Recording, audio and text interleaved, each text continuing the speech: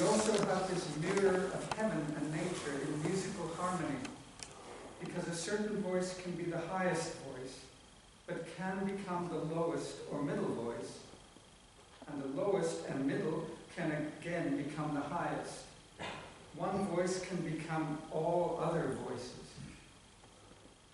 So Bergmeister is describing what I would think is the celestial play in contrapuntal music, a kind of entertaining exercise for mind and spirit. I have the feeling in Bach's music that despite its famously rigorous construction, that he's actually improvising. There's a sense of improvisation in the music. There's something in the music that is expected but unexpected, that's known but unknown, discovered but undiscovered. Or, to put it another way, as the Russian mathematician and novelist Sofia Kovalevsky said in Alice Munro's story, Too Much Happiness, a piece which I'll play later on. Sofia Kovalevsky says, there is a pulse in life, something underlying, invented but not. I'd like to introduce this musical set of preludes and fugues by Bach. I think you all know which ones I'm playing. I don't know if there's a program. Maybe I should say which ones. I'm reading they're all from the book 2 of the Well-Tempered Clavier. The whole Well-Tempered Clavier is 48 sets of preludes and fugues. But I'd like to introduce it with a prelude, my own prelude. But actually, no, it's not my own prelude. It's my version of Bach's first prelude from Book 1, which is one of the most famous pieces of music. This is recognizable as Beethoven's Fifth Opening or Brahms' Lullaby, and it's used for TV adverts and telephone rings and all sorts of. It's been exploited to the hilt, basically, this piece. I'll just play the first few bars. I'm sure you'll all recognize it.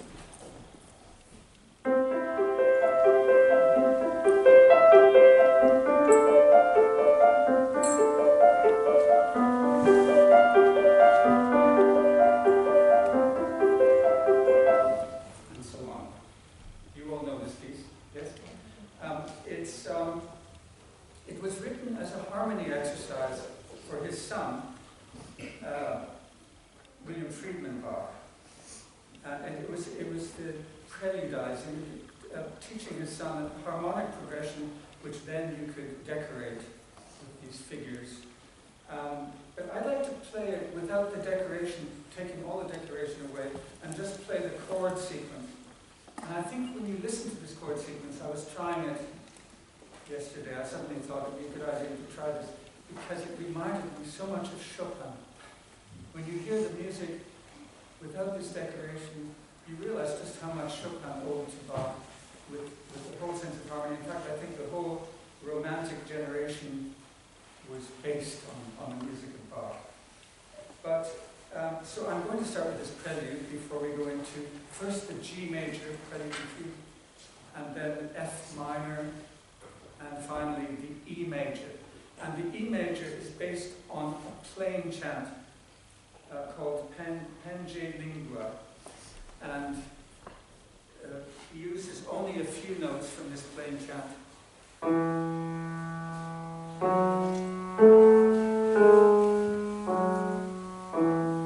Many other composers, Baroque and pre-Baroque, use this same theme.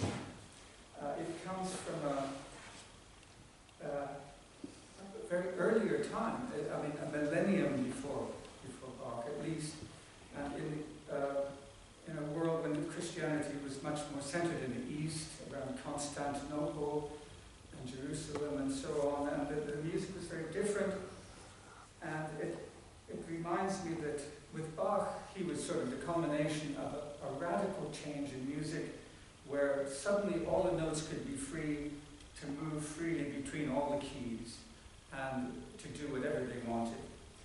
Before that, we had a sense that music had to be more still, more calm, more placed in a modal system, which didn't modulate particularly. And it seems rather synonymous or similar to the fact that in the Renaissance the painters started using perspective. And to me this is an analogous thing when suddenly the freeing up of the notes. But it's also, I always feel that something was gained, but also something was lost in this great transformation. And so I'm just going to finish with another little postlude based on he's playing. By the way, the meaning of it is tell tongue, the mystery of the glorious body and the precious blood. That's the first line of it. But I'm just going to do an improvisation on, very slow, simple improvisation on the original form of this plain chant. So, thank you very much. I'll start with the prelude and then 3 preludes of Bach and the postlude. Thank you.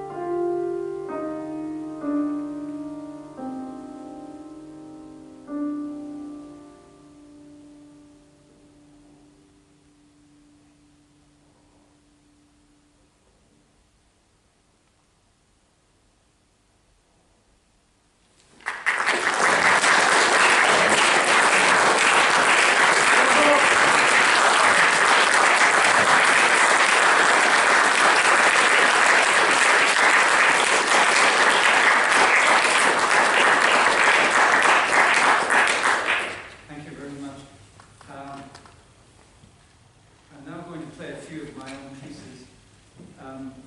When I was a young child, in addition to this story that Nicola was saying earlier, I often had realizations, sensations that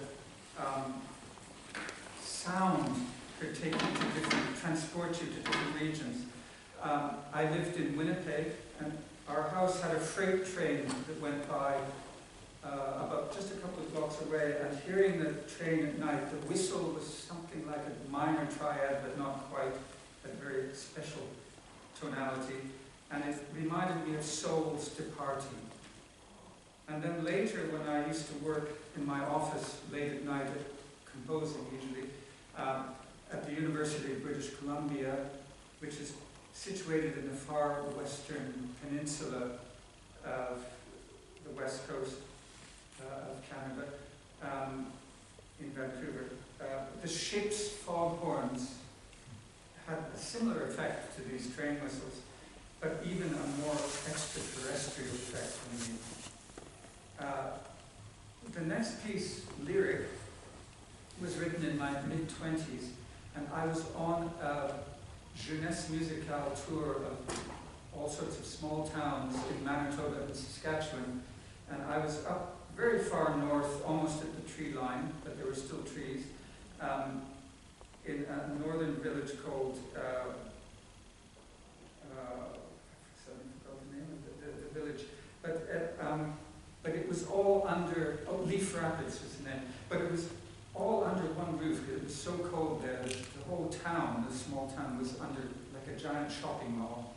But I ventured out one night, I think it was after I'd given my recital, and I just went wandering into the depths of these kind of sparse woods, and there was a bright kind of luminescent blue, I think it was at dusk, and it was as if the trees were somehow speaking to me. They were kind of, it was a very consoling, welcoming feeling from the trees, and I kept walking towards, further and further out of the town.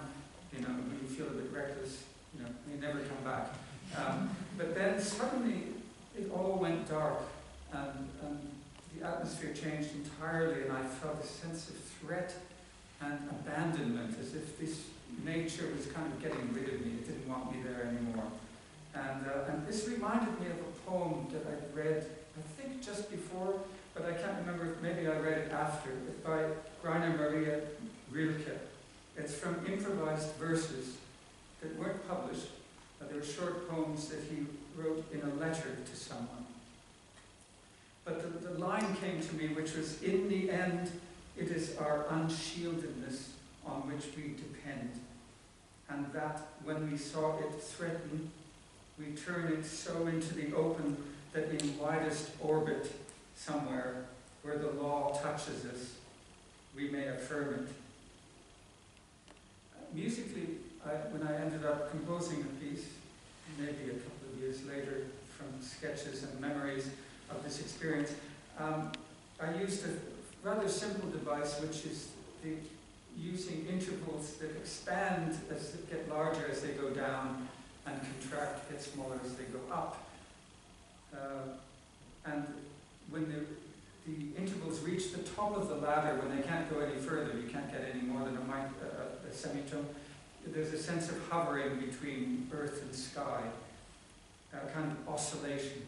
I think a lot of my music is obsessed by such oscillations, which have some kind of symbolism to them.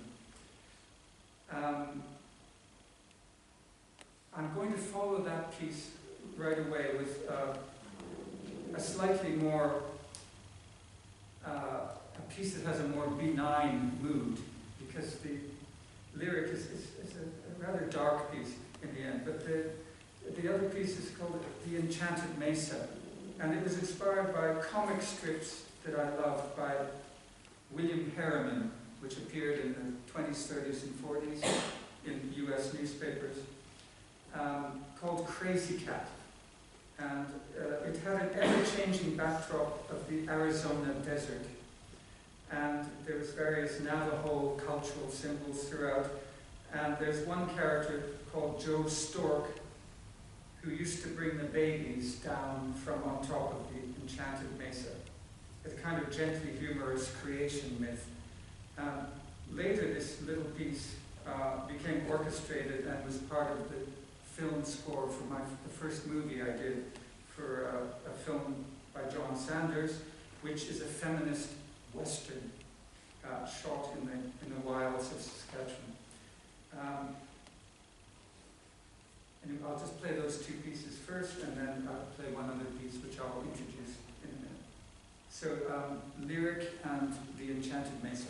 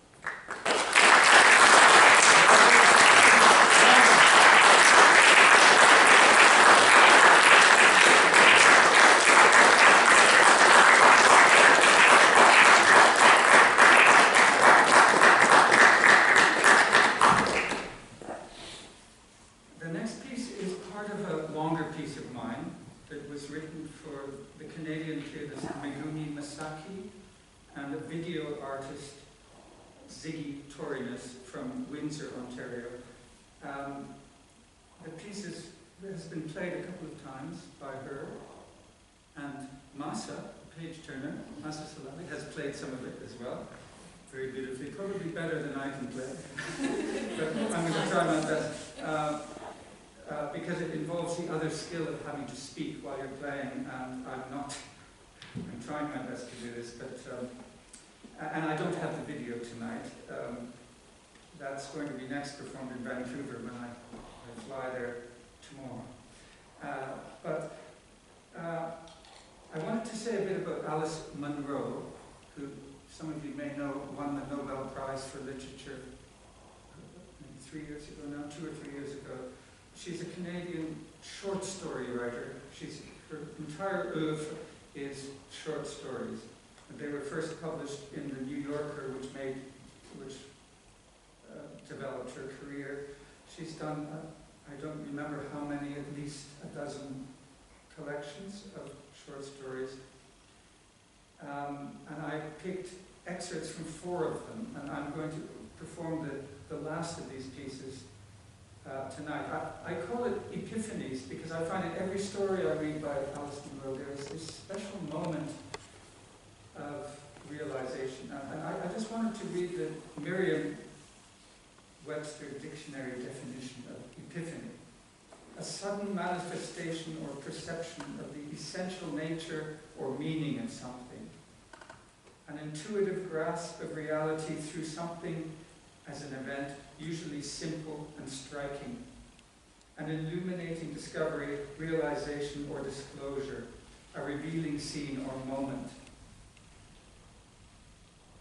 Alice Munro's stories seem so simple and unadorned in their language that it's often difficult to understand why there's such a strong psychological effect.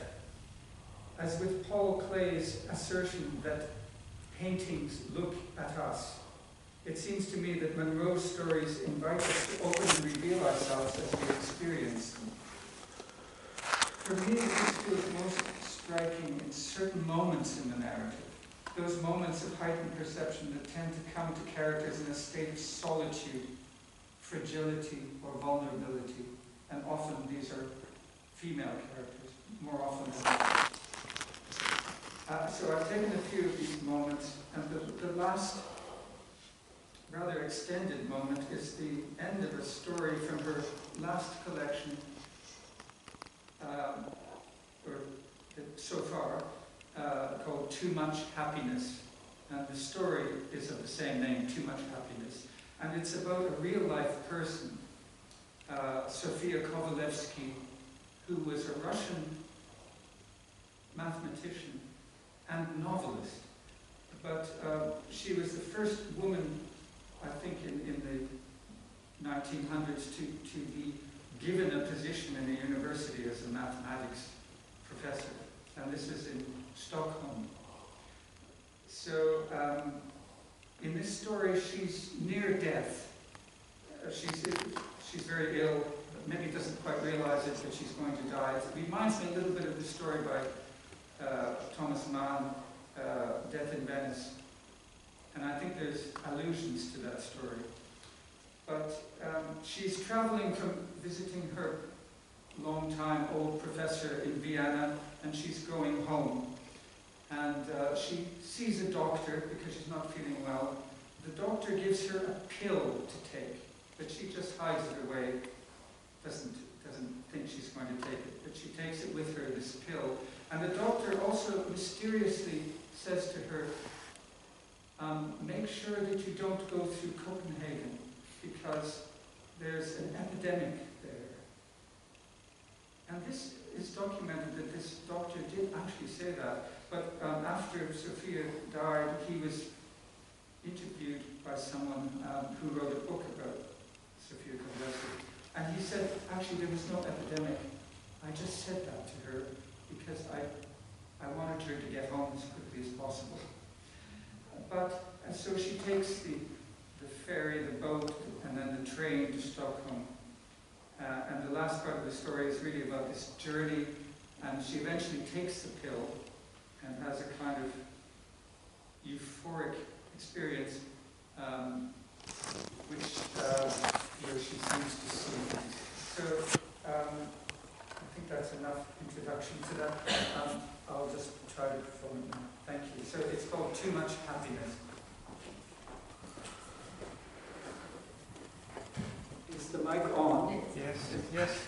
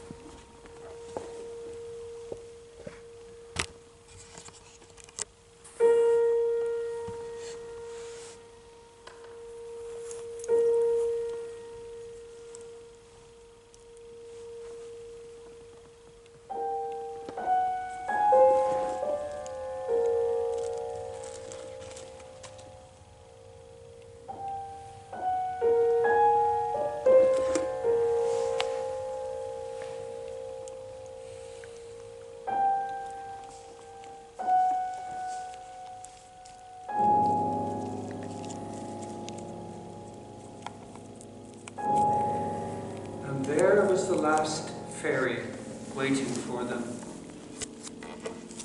looking large and pleasant with its many bright lights.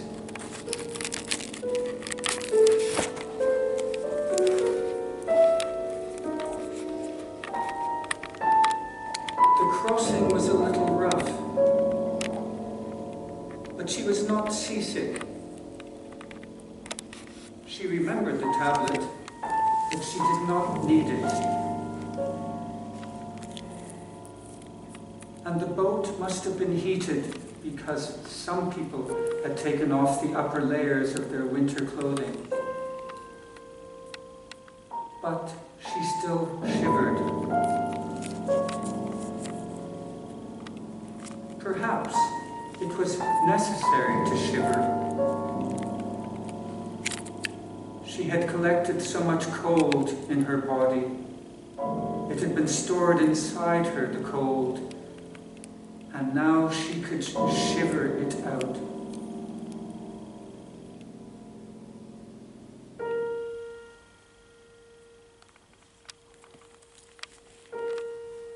The train for Stockholm was waiting.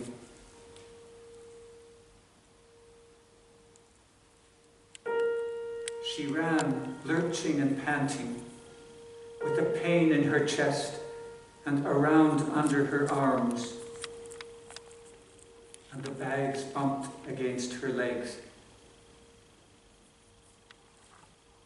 The conductor, leaning out to fasten the door, caught her arm, then somehow managed to catch her bags and pulled all aboard. Once saved, she began to cough. She was trying to cough something out of her chest. The pain out of her chest. The pain and tightness out of her throat. He told her to sit down and save her breath. He went away and came back soon with a glass of water. As she drank, she thought of the tablet that had been given her and took it with the last gulp of water.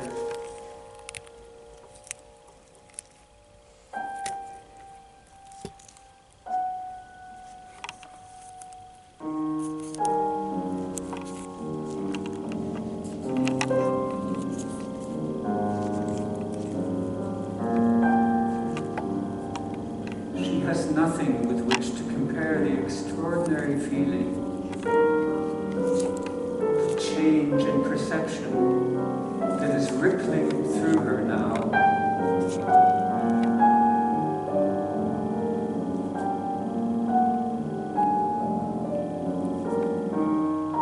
At first, it might have been just relief, a grand, though silly sense of being favored. But there is more.